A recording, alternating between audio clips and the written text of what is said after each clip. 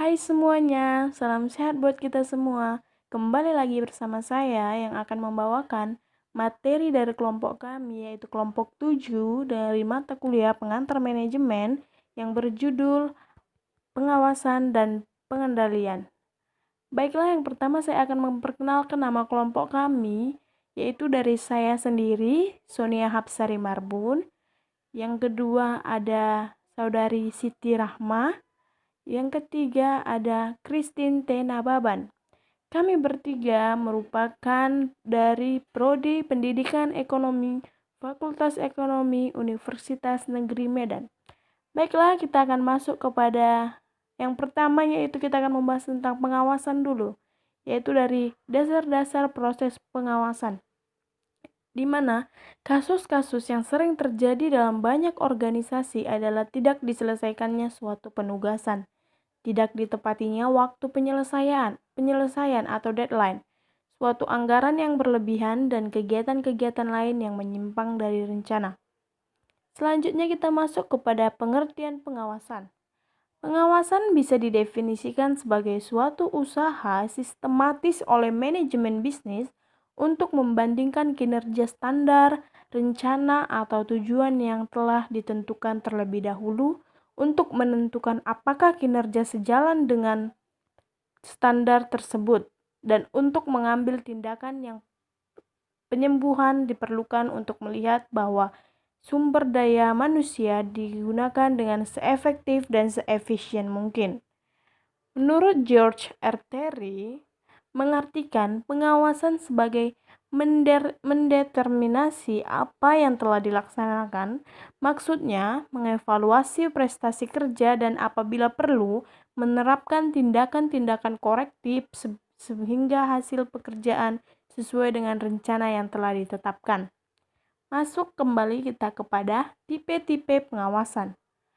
Menurut Donnelly et al. Dalam Juhat 1996-302, mengelompokkan pengawasan menjadi 3 tipe pengawasan, yaitu yang pertama ada pengawasan pendahuluan atau preliminary control. Pengawasan pendahuluan atau feed-forward control, pengawasan pendahuluan atau sering disebut steering controls, dirancang untuk mengantisipasi masalah-masalah atau penyimpangan-penyimpangan dari standar atau tujuan.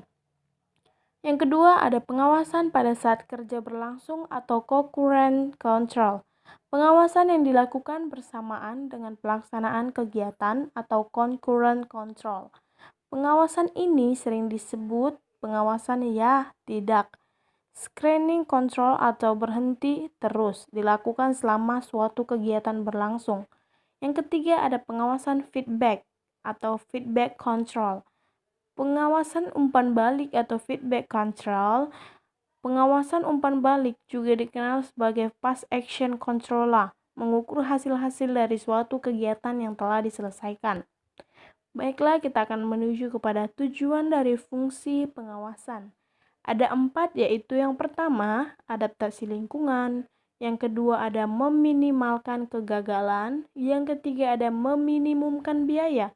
Yang keempat ada mengantisipasi kompleksitas dari organisasi. Masuk kepada tahap-tahap proses pengawasan. Yang pertama ada tahap penetapan standar.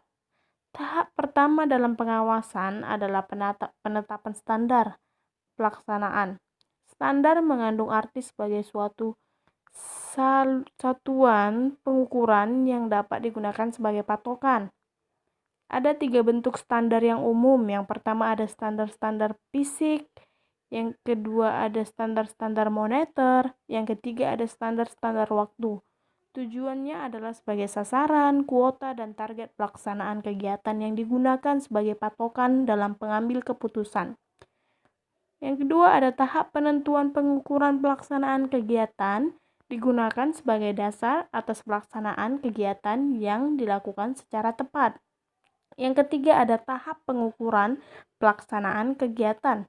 Beberapa proses yang berulang-ulang yang berupa atas, pengamatan, laporan, dan sampel Setelah frekuensi pengukuran dan sistem monitoring yang ditentukan, pengukuran pelaksanaan dilakukan sebagai proses yang berulang-ulang. Yang keempat, ada tahap pembandingan pelaksanaan dengan standar dan analisa penyimpangan. Digunakan untuk mengetahui penyebab terjadinya penyimpangan dan menganalisa mengapa bisa terjadi demikian. Yang kelima, ada tahap pengambilan tindakan koreksi.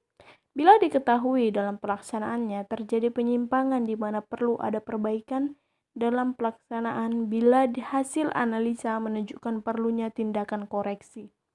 Selanjutnya kita masuk kepada bidang-bidang pengawasan strategik. Yang pertama ada transaksi keuangan.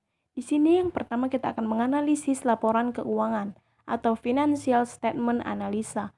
Analisa laporan keuangan merupakan proses yang penuh pertimbangan dalam rangka membantu mengevaluasi posisi keuangan dan hasil operasi perusahaan. Yang kedua ada manajemen kas atau cash management. Yang ketiga ada pengelolaan biaya atau cost control.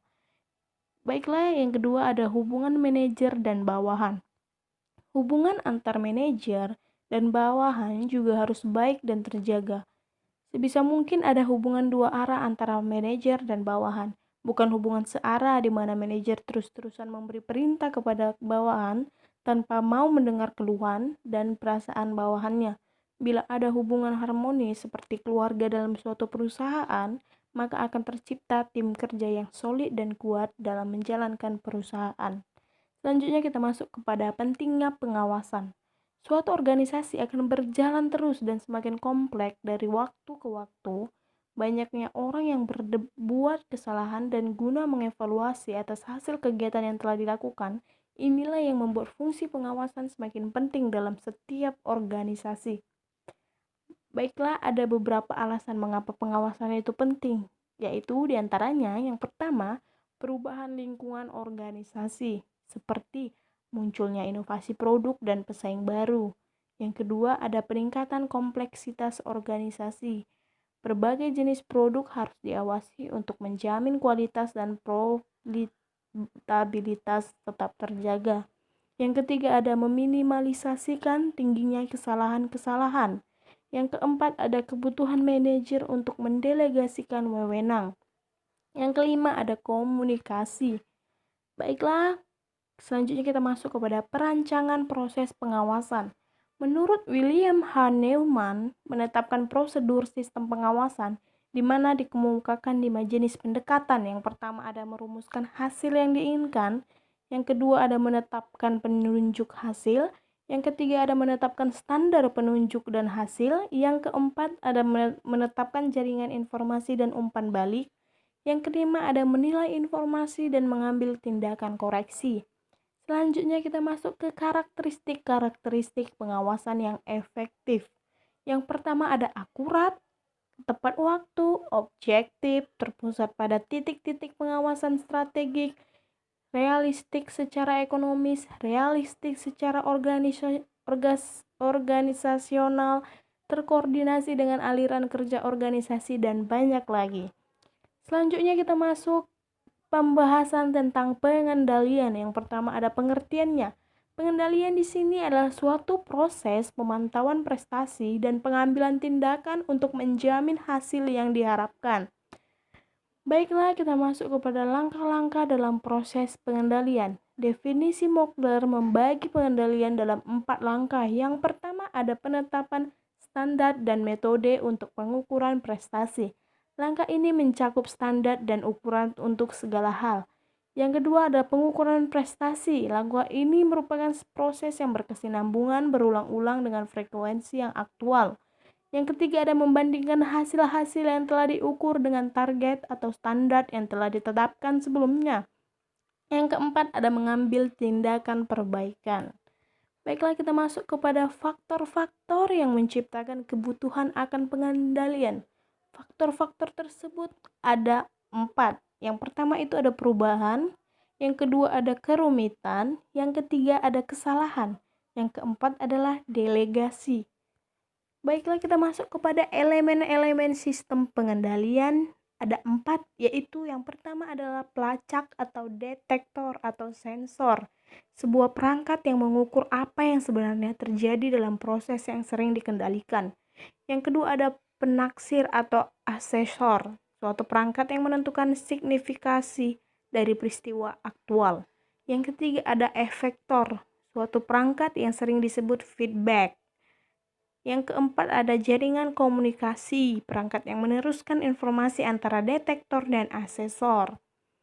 Baiklah, kita masuk kepada metode pengendalian. Metode pengendalian organisasi dewasa ini telah menjadi lebih cermat dan tidak lagi mudah, sebagian diakibatkan oleh penggunaan komputer dalam pengelolaan data. Tingkat pengendalian yang dianggap ekstrim atau berbahaya berbeda-beda tergantung pada iklan misalnya. Mungkin akan memerlukan pengendalian yang lebih fleksibel daripada laboratorium riset. Baiklah, terlalu banyaknya pengendalian akan menjadikan organisasi sebagai tempat kerja yang menyesatkan, yang merintangi, dan yang tidak dapat memberikan kepuasan kerja pada para karyawannya. Selanjutnya kita masuk pada jenis-jenis metode pengendalian. Yang pertama ada pengendalian pratindakan, yang kedua ada pengendalian kemudi atau pengendalian umpan ke depan, yang ketiga ada pengendalian penyaringan, yang keempat ada pengendalian purna tindakan. Kita masuk selanjutnya kepada masalah dalam penetapan sistem pengendalian yang efektif. Yang masalah dalam penetapan sistem pengendalian efektif, sejumlah masalah yang mengganggu akan merintangi efektivitas sistem pengendalian yang sering timbul. Yang pertama ada faktor-faktor yang dengan mudah diukur terlalu banyak dititik beratkan. Yang kedua ada faktor-faktor jangka pendek mungkin terlalu berlebihan. Yang ketiga ada sistem pengendalian mungkin tidak disesuaikan untuk mencerminkan pergeseran dalam arti penting berbagai aktivitas dan tujuan di kemudian hari. Terima kasih, mungkin ini saja materi yang dapat kami sampaikan dari kami perwakilan kelompok 7. Kami ucapkan terima kasih banyak untuk partisipasinya dalam menonton video ini. Thanks for watching. Bye.